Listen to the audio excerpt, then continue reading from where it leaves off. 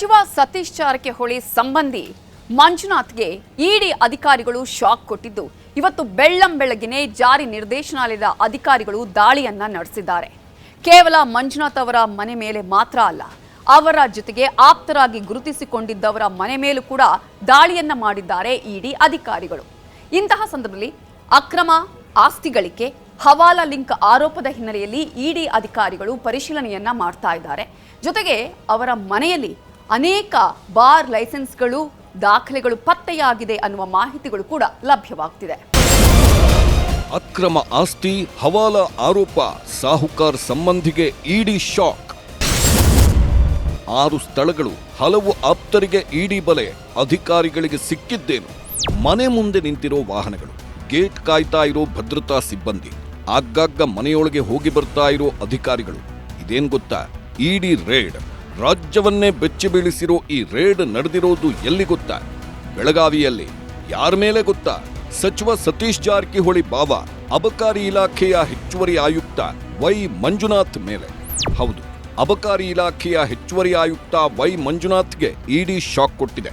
ಬೆಳ್ಳಂಬೆಳಿಗ್ಗೆ ಬೆಳಗಾವಿಯ ದೂರದರ್ಶನ ಕೇಂದ್ರದ ಬಳಿ ಇರೋ ಮಂಜುನಾಥ್ ನಿವಾಸಕ್ಕೆ ಎಂಟ್ರಿ ಕೊಟ್ಟಿದ್ದ ಇಡಿ ಆಫೀಸರ್ಸ್ ಆ ಮನೆಯಲ್ಲಿ ಇಂಚಿಂಚು ಪರಿಶೀಲನೆ ಮಾಡಿ ತಡಕಾಡಿದ್ದಾರೆ, ಹುಡುಕಾಡಿದ್ದಾರೆ. ಅಕ್ರಮ ಆಸ್ತಿಗಳಿಕೆ, ಹವಾಲಾ ಆರೋಪ ಮಂಜುನಾಥ್ ವಿರುದ್ಧ ಕೇಳಿಬಂದಿದ್ದು. ಇದೇ ಆರೋಪಗಳನ್ನ ಇಟ್ಕೊಂಡು ಮಂಜುನಾಥ್ ಮನೆಯಲ್ಲಿ ಇಡಿ ಅಧಿಕಾರಿಗಳು ಶೋಧ ಕಾರ್ಯ ನಡೆಸಿದ್ದಾರೆ. ಮಂಜುನಾಥ್ ಮಾಜಿ ಸಂಸದ ದೇವೇಂದ್ರಪ್ಪ ಅವರ ಪುತ್ರನೂ ಹೌದು. ಮೂಲತಃ ಬಳ್ಳಾರಿ ಜಿಲ್ಲೆಯ ಹರಪನಹಳ್ಳಿ ತಾಲೂಕಿನ ಅರಸೀಕೆರೆ ಗ್ರಾಮದವರಾದ ಮಂಜುನಾಥ್ 2015ರಿಂದ ಬೆಳಗಾವಿಯ ಅಬಕಾರಿ ಇಲಾಖೆಯಲ್ಲಿ ಕೆಲಸ ಮಾಡ್ತಾ ಇದ್ರು. ಈಗ ಮಂಜುನಾಥ್ ಮೇಲೆ ಅಕ್ರಮ ಆಸ್ತಿ, ಹವಾಲಾ ಆರೋಪ ಕೇಳಿಬಂದಿದ್ದು. ಇದೇ ಆರೋಪದಿಂದಲೇ ಈ ದಾಳಿ ನಡೆದಿದೆ. ಅಂದ್ಹಾಗೆ ಕೆಲವು ವರ್ಷಗಳ ಹಿಂದೆ ನಡೆದಿದ್ದ ಲೋಕಾದಾಳಿಯ ಪರಿಣಾಮವಾಗಿಯೇ ಈಗ ಇಡಿ ರೇಡ್ ನಡೆದಿದೆ ಎನ್ನಲಾಗ್ತಿದೆ. ಈ ಹಿಂದೆ ಮಂಜುನಾಥ್ ಮನೆ ಮೇಲೆ ಲೋಕಾಯುಕ್ತ ದಾಳಿಯಾಗಿತ್ತು. ಆದಾಯಕ್ಕೂ ಮೀರಿ ಅಧಿಕ ಆಸ್ತಿ ಗಳಿಕೆ ಆರೋಪದಲ್ಲಿ 2012ರಲ್ಲಿ ಲೋಕಾಯುಕ್ತ ಅಧಿಕಾರಿಗಳು ದಾಳಿ ಮಾಡಿದ್ದರು. ಮೈಸೂರು ಅಬಕಾರಿ ಡಿಸಿ ಆಗಿದ್ದಾಗಲೇ ಲೋಕಾಯುಕ್ತ ರೇಡ್ ಆಗಿದ್ದು, ಲೋಕಾಯುಕ್ತ ದಾಳಿ ವೇಳೆ ಅಕ್ರಮ ಆಸ್ತಿ ಗಳಿಕೆ ಪತ್ತೆಯಾಗಿತ್ತು. ಈ ಬಗ್ಗೆ ಲೋಕಾಯುಕ್ತದಲ್ಲಿ ಕೇಸ್ ದಾಖಲಾಗಿತ್ತು. ಇದೇ ವಿಚಾರವಾಗಿ ಈಗ ಇಡಿ ಅಧಿಕಾರಿಗಳಿಂದ ರೇಡ್ ಆಗಿದೆ. ರಾಜ್ಯದ 6 ವಿವಿಧ ಸ್ಥಳಗಳಲ್ಲಿ ಇಡಿ ತಲಾಶ್. ಬೆಳಗಾವಿಯ ನಿವಾಸದ ಮೇಲೆ ಇಡಿ ಅಧಿಕಾರಿಗಳು ದಾಳಿ ನಡೆಸಿದಾಗ ಆ ಮನೆಯಲ್ಲಿ ಮಂಜುನಾಥ್ ಇರಲಿಲ್ಲ. ಆದ್ರೆ ಮಂಜುನಾಥ್ ಅವರಿಗೆ ಸೇರಿದ ಬೆಂಗಳೂರಿನ ಅಪಾರ್ಟ್ಮೆಂಟ್ ಮೇಲೆ ಇಡಿ ದಾಳಿ ನಡೆದಾಗ ಮಂಜುನಾಥ್ ಇದೇ ಅಪಾರ್ಟ್ಮೆಂಟ್ನಲ್ಲಿದ್ದು ಇಡಿ ಅಧಿಕಾರಿಗಳು ವಶಕ್ಕೆ ಪಡೆದಿದ್ದಾರೆ. ಈ 2 ಸ್ಥಳಗಳು ಮಾತ್ರವಲ್ಲದೆ ಒಟ್ಟು 6 ಸ್ಥಳಗಳಲ್ಲಿ ಇಡಿ ಅಧಿಕಾರಿಗಳು ತಲಾಶ್ ನಡೆಸಿದ್ದಾರೆ. ಬೆಳಗಾವಿಯ ದೂರದರ್ಶನ ಕೇಂದ್ರದ ಬಳಿ ಇರೋ ಮಂಜುನಾಥ್ ನಿವಾಸದ ಮೇಲೆ ಇಡಿ ಅಧಿಕಾರಿಗಳು ದಾಳಿ ನಡೆಸಿದ್ದಾರೆ. ಇದರ ಜೊತೆಗೆ ಬೆಂಗಳೂರಿನ ರೇಸ್ ಕೋರ್ಸ್ ರಸ್ತೆಯಲ್ಲಿರೋ ಸಮ್ಮಿಟ್ ಅಪಾರ್ಟ್ಮೆಂಟ್, ಮೈಸೂರಿನ ದಟ್ಟಗಳ್ಳಿಯಲ್ಲಿ ಮಂಜುನಾಥ್ ಸ್ನೇಹಿತೆ ಯಮುನಾ ನಿವಾಸ, ಅರಸೀಕೆರೆಯಲ್ಲಿ ಮಂಜುನಾಥ್ಗೆ ಸೇರಿದ 2 ಮನೆಗಳು, ಮಂಜುನಾಥ್ ಆಪ್ತ ತುಮಕೂರು ಅಬಕಾರಿ ಎಸ್ಪಿ ಸತೀಶ್ ಕಾಗಲಿ ಎಂಬುವರಿಗೆ ಸೇರಿದ ಅಥಣಿಯ ಐನಾಪುರ ಮನೆ, ಬೆಳಗಾವಿಯ ಶ್ರೀನಗರದಲ್ಲಿರೋ ಸತೀಶ್ ಕಾಗಲಿಗೆ ಸೇರಿದ ಮತ್ತೊಂದು ಮನೆ, ಬೆಳಗಾವಿಯ ಜಾಧವನಗರದಲ್ಲಿ ರಿಯಲ್ ಎಸ್ಟೇಟ್ ಉದ್ಯಮಿ ನಿವಾಸ. ಹೀಗೆ ಇಡಿ ಅಧಿಕಾರಿಗಳು ಒಟ್ಟು 7 ಕಡೆ ದಾಳಿ ನಡೆಸಿದ್ದಾರೆ.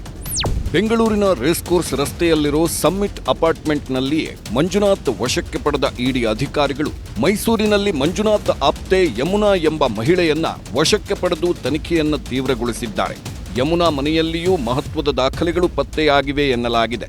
ಬ್ಯಾಂಕ್ನಲ್ಲಿ ಒಂದಷ್ಟು ದಾಖಲೆಗಳು ಲಾಕರ್ನಲ್ಲಿರುವ ಬಗ್ಗೆ ಮಾಹಿತಿ ಸಿಕ್ಕಿತ್ತು. ಆದ್ದರಿಂದ ಯಮುನಾರನ್ನ ಬ್ಯಾಂಕ್ಗೆ ಅಧಿಕಾರಿಗಳು ಕರೆದುಕೊಂಡು ಹೋಗಿದ್ರು. 2012ರಲ್ಲಿ ವೈ ಮಂಜುನಾಥ್ ಮೈಸೂರು ಅಬಕಾರಿ ಡಿಸಿ ಆಗಿದ್ದಾಗ ಯಮುನಾ ಅಬಕಾರಿ ಇನ್ಸ್ಪೆಕ್ಟರ್ ಆಗಿದ್ದು, ಮಂಜುನಾಥ್ ಬೇನಾಮಿಗಳ ಬಗ್ಗೆ ಯಮುನಾಗೆ ಮಾಹಿತಿ ಇದೆ.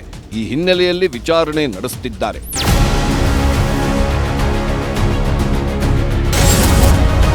ಮಂಜುನಾಥ್ ಮನೆಯಲ್ಲಿ 100 ಬಾರ್ ಲೈಸೆನ್ಸ್ ಪತ್ತೆ. ಮಂಜುನಾಥ್ ಮನೆಯಲ್ಲಿ 100 ಬಾರ್ ಲೈಸೆನ್ಸ್ಗಳು ಪತ್ತೆಯಾಗಿವೆ ಎಂಬ ಮಾಹಿತಿ ಲಭ್ಯವಾಗಿದೆ. ಬೆಳಗಾವಿ ಮನೆಯಲ್ಲಿ ಅಪಾರ ಪ್ರಮಾಣದ ಚಿನ್ನಾಭರಣ ಪತ್ತೆಯಾಗಿದೆ. ಮೌಲ್ಯಮಾಪನ ಮಾಡೋ ಅಕ್ಕಸಾಲಿಗರನ್ನ ಕರೆಸಿ ಇಡಿ ಮಾಹಿತಿಯನ್ನ ಪಡೆದುಕೊಂಡಿದೆ. ಬೆಳಗಾವಿಯ ಖ್ಯಾತ ರಿಯಲ್ ಎಸ್ಟೇಟ್ ಉದ್ಯಮಿ ನೂರಾನಿಗೆ ಸೇರಿದ ಜಾಧವ್ನಗರ ಅಪಾರ್ಟ್ಮೆಂಟ್ ಮೇಲೂ ದಾಳಿ ಮಾಡಿ ದಾಖಲೆಗಳನ್ನ ಅಧಿಕಾರಿಗಳು ಪರಿಶೀಲನೆ ನಡೆಸಿದ್ದಾರೆ. ಇನ್ನು ದಾಳಿ ಬಗ್ಗೆ ಪ್ರತಿಕ್ರಿಯಿಸಿರೋ ಮಾಜಿ ಸಚಿವ ಆರ್.ಬಿ. ತಿಮ್ಮಾಪುರ, ಹವಾಲಾ ಇಡಿ ಎಲ್ಲ ನಮಗೆ ಗೊತ್ತಿಲ್ಲ, ಉಪ್ಪು ತಿಂದವನು ನೀರು ಕುಡಿಯುತ್ತಾನೆ, ನಾನು ಬಂದ ಮೇಲೆ ಈ ರೀತಿ ನಡೆದಿಲ್ಲ ಎಂದಿದ್ದಾರೆ. ನೋಡಿ, ಉಪ್ಪು ತಿಂದವನು ನೀರು ಕುಡಿತಾನೆ, ಅದರಲ್ಲಿ ಏನು ದೊಡ್ಡ ಕೆಲಸ ಇದೆ? ತಪ್ಪು ಮಾಡಿದರೆ ಸಿಕ್ಕಾಕೋತಾರೆ.